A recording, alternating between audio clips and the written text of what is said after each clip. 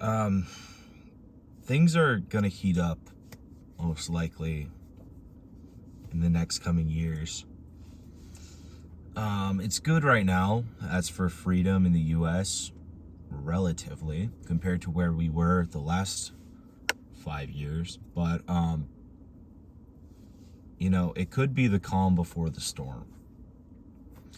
And I really hope it's not. I really hope it's not the calm before the storm. But we saw what happened in 2020. We lived through that. We saw what happened when social media was essentially shut down, where if you have political beliefs or views that don't align with the agenda, or they don't align with what the institutions and powers that be wanted you to think and believe, then you're completely silenced. And we can see this had happened on Twitter, Instagram, TikTok, even YouTube. Although YouTube has been much better than most of them. But look, tyranny's coming. Flock cameras are coming.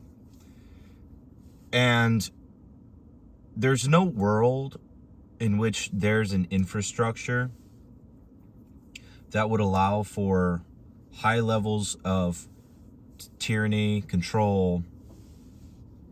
I'm overusing the word tyranny here. High levels of government overreach in which the government wouldn't use it. Now, when is debatable. It could be 50 years down the line. But what's important is the fact that the flock cameras are laying the groundwork for this to happen. They don't have your best interest in mind. And the fact that this company is allowed to exist just shows us how much our government has failed us as an entity, when the truth is the government works for us because the government was made by the people. The government isn't just some oppressive force or group that exists against us. The government is something that people democratically elect and create to improve the general public's life, to improve order. And yes, there are people that make the argument that this would help the police find criminals, etc. That's true. But the problem is you can't treat everybody like they're a criminal because criminals exist. If one person were to rob a store, the onus is on you as a person whose job it is to find that person, to collect clues and data in order to find the suspect. Flock cameras would be the same approach as one person stealing something and then basically making everybody in the store walk out of the store and get patted down by security, treated as if they were a suspect. So yes, security technically increases, but at the cost of the freedom and autonomy of everyone else. And that is not freedom.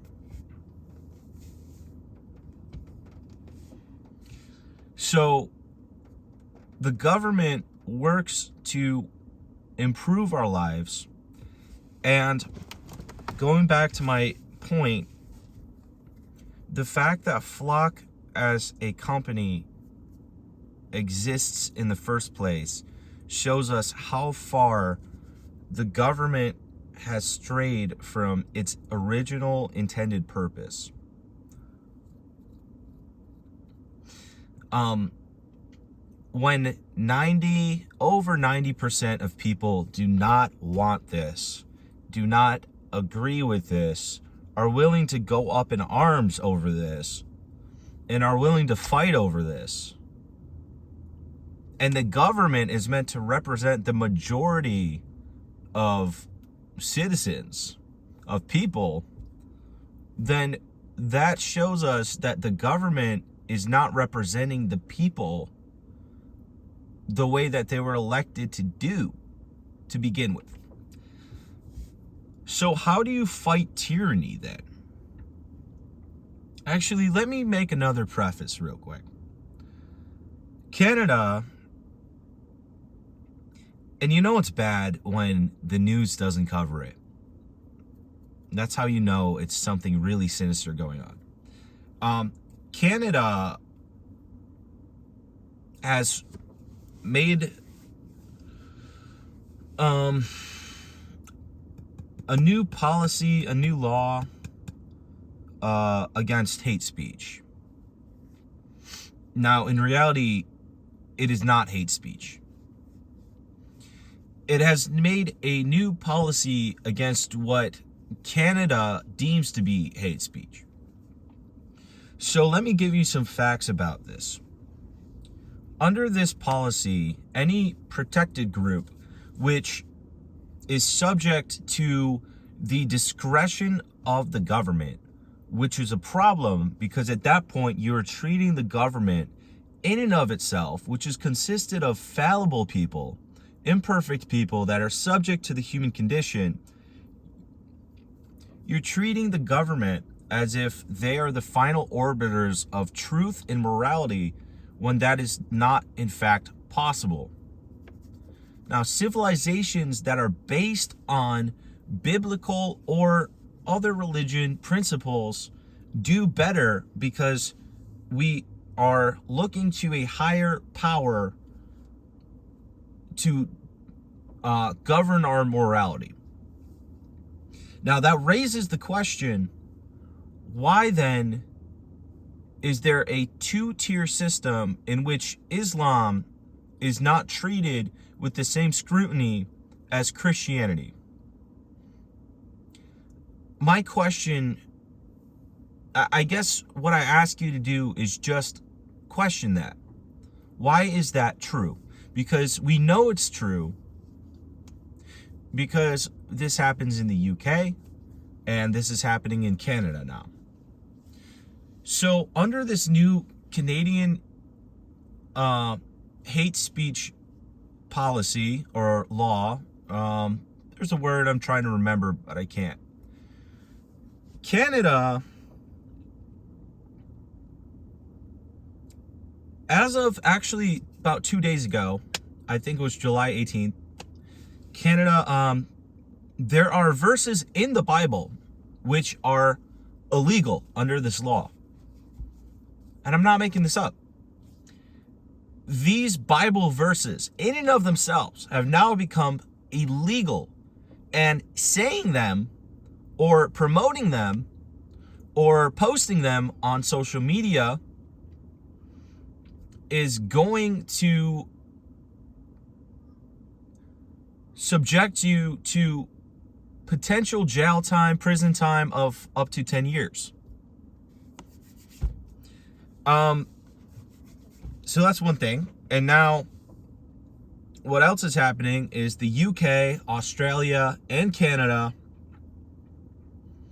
are now, they have restrictions on social media. And in these restrictions, anybody under the age of 16, Canada's about to adopt this policy soon. They would need to, in fact,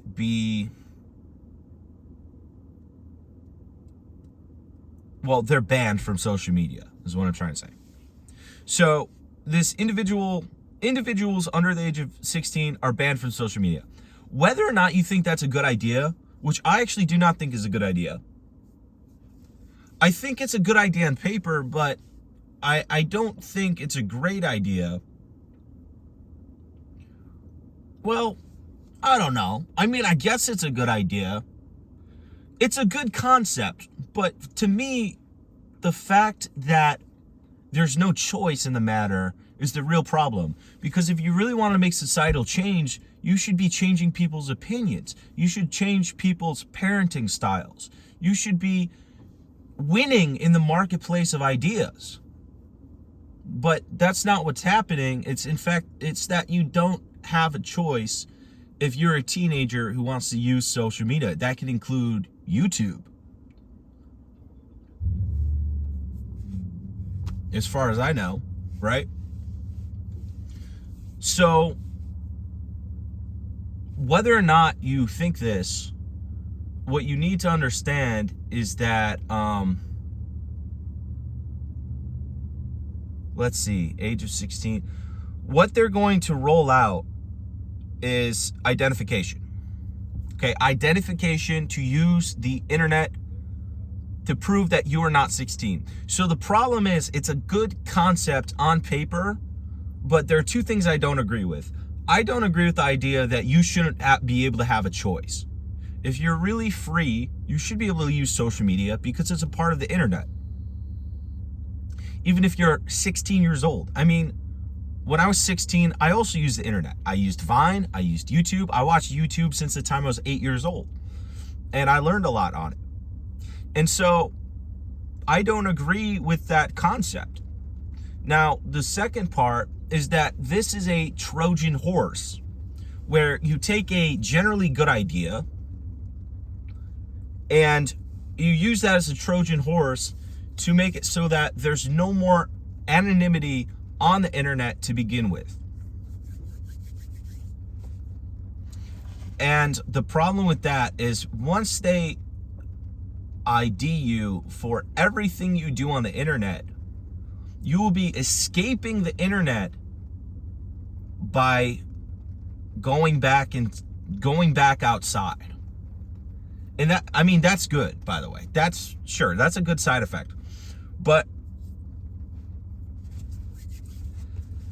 what I'm trying to say is, now that they ID anybody who uses the internet, if you say anything the government doesn't like, they can crack down on it. So it's really 1984 levels of tyranny. And it really is, because once you give them that power, I mean, the internet is not going to be free anymore. And considering life essentially exists on the internet in today's day and age, we are long overdue for a law that all freedom of speech on social media has to be the same freedoms as those in real life and in person. It makes zero sense that there are different levels of free speech allowed on social media platforms when that is our effective town square. People do not talk to each other in real life anymore.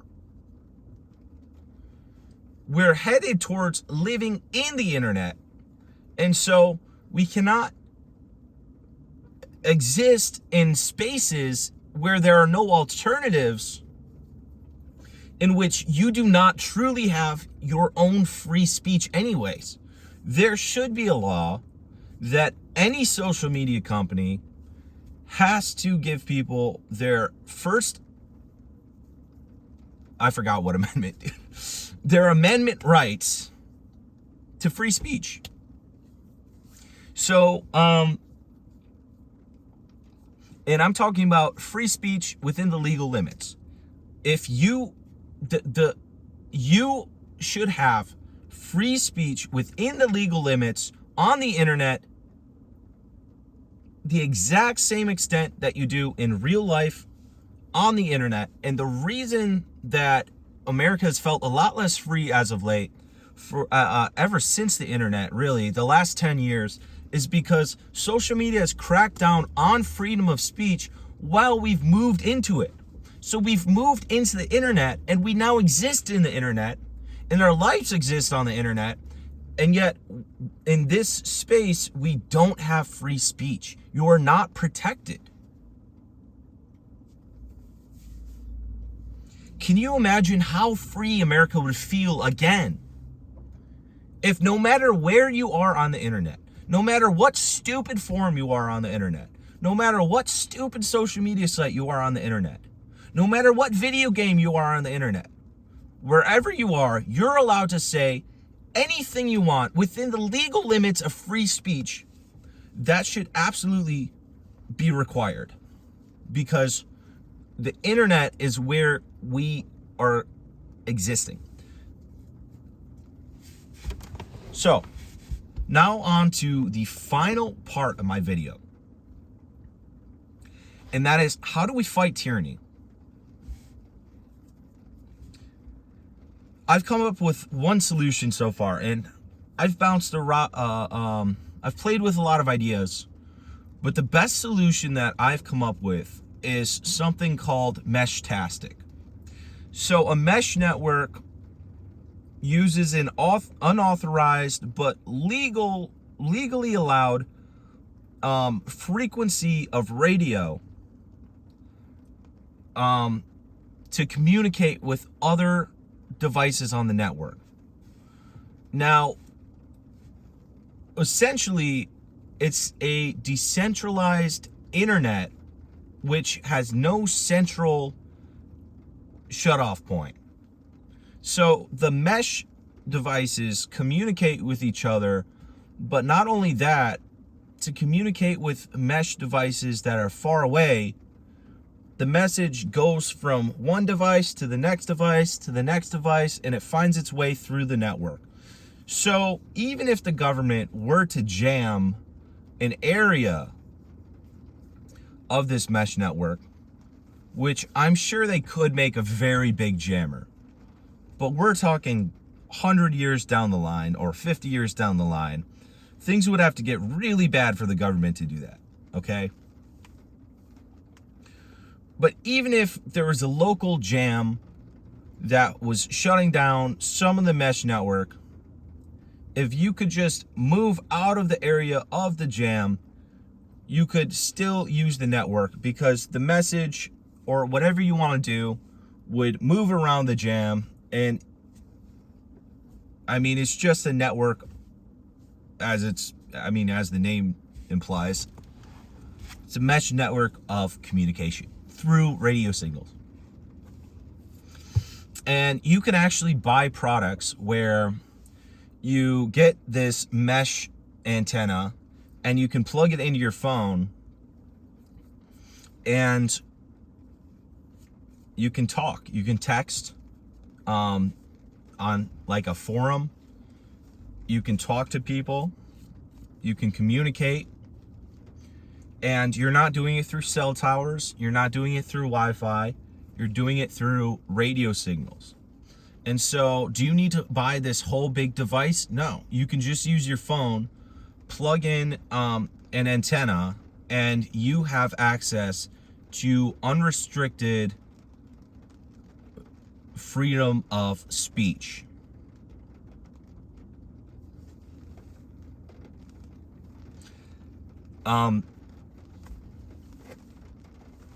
So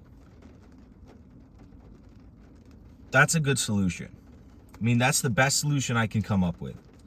What you can do is, if you look up mesh-tastic map, then you can see a map of the mesh networks in your town and in your city. And what you can do is you can see if there are any near you.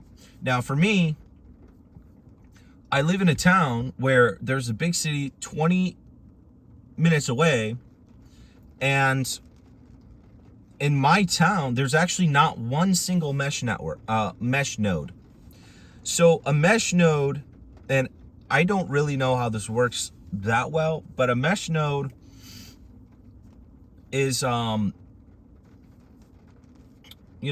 another radio antenna device that can be used to take a message and send it forward, or to receive a message, or to send a message, etc. And what people do is they find a high point. It could be the top of your house. It could be a radio tower. although I think that's not legal. Maybe it could be a tree.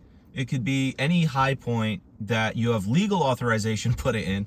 And what they do is they make a device that is like a solar panel, and then it has there's a big antenna, and it has the device to, you know, do all the electronic work. So as you can tell, I don't understand it inside and out, but all I know is that mesh networks are absolutely the best protection we have against this very disturbing trend of Australia, England, all of the West, Canada, all of the West is falling. And America is up next. Whoever is behind this concept, whoever's behind this ideology, whatever force you know, certainly does not like America, okay? Certainly does not like the fact that America still has freedom to speak, that we still have freedom to speak our mind, that we still have freedom in any way. Freedom is required, okay? And what changed everything, and we're lucky because of it, we're really lucky because of it, and I'm not trying to glaze him, but Elon Musk buying Twitter absolutely changed the landscape. It absolutely gave us a second chance to get our thoughts together and make something more resilient before the next wave comes. Because it's not time to get safe and comfortable. It's not time to feel comfortable about our American freedoms. We can see with Flock that that's not exactly true. There are loopholes to your freedom. There are loopholes, and there are many ways that your freedom can be impeded.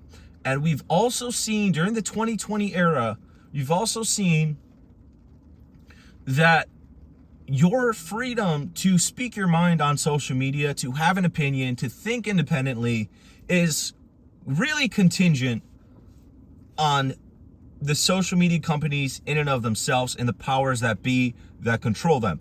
Elon Musk gave us a chance, and what happened was because Elon Musk X has free speech on it, which, by the way, I understand it is a clusterfuck on that thing, okay? X it can be a total shithole. I completely agree, okay? That's what happens when you give people freedom of speech.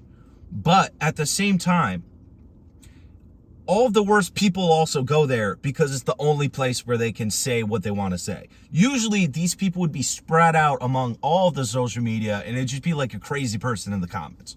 It wouldn't be that they're all there, okay? So because of that, all of the other social media platforms didn't want to lose people that were leaving because they weren't allowed to say anything, or weren't allowed to do anything, weren't allowed to express themselves doing comedy or whatever they wanted to say or do because the restrictions were so tight. And so in order not to lose people to X, all of the other social medias, except for TikTok, majorly reduced their restrictions on freedom of speech and expression. One that comes to mind is Instagram. Instagram used to be literally communist China levels of censorship, and now you can really say a lot on Instagram. I don't condone all the things that are said on Instagram, but I do condone the fact that people have the right to say it. And I think that if you disagree with what people say on Instagram or X or this or that, make an argument against them and win in the marketplace of ideas. It's that simple. So YouTube also became a little less censored, and Facebook might have as well. I think Facebook did as well, although Facebook's still pretty shitty. So, you know, this isn't gonna last forever, guys. We don't have freedom of speech. Like, who knows how long it's going to last. You know, we need to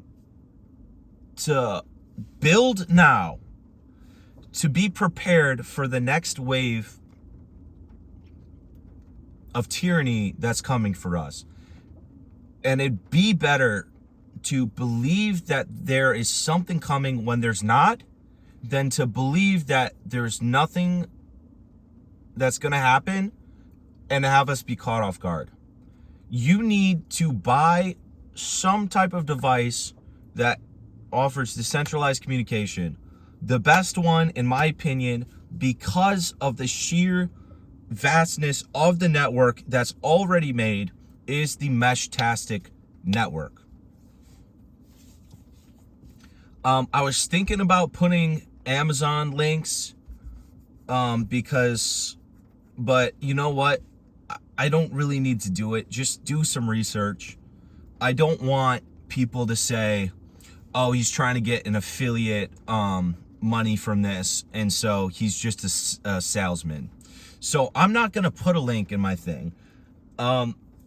You can figure it out. Just ask Google or something, like look into some videos, and honestly just go on Amazon and type in Meshtastic. You'll find stuff that you can buy. You can literally buy a phone that just connects automatically to the network. You can literally buy a dongle that you just plug in your phone and you can connect to the network with an app.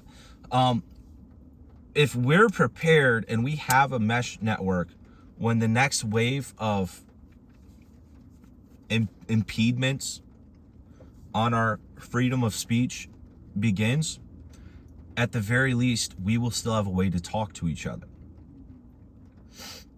Okay, so if we had a second network that would allow us to talk to each other, that was completely decentralized, and we established it before the government cut off the supply chain, because most of them come from China. Okay, many governments, believe it or not, many governments are currently banning and banning the import of any of these type of devices, like the UK, soon to be Canada, who knows. So you absolutely need to get one, because there will be a day, or there might be a day, hopefully, when, well, hopefully we won't be allowed to even buy one anymore. So I am, considering setting up a node, being the only person in my town that's aware of this, or that has one. I'm gonna think about setting up a node at some high point in my town, or on my house, or somewhere. But either way, it'd be legally. I wouldn't be trespassing. And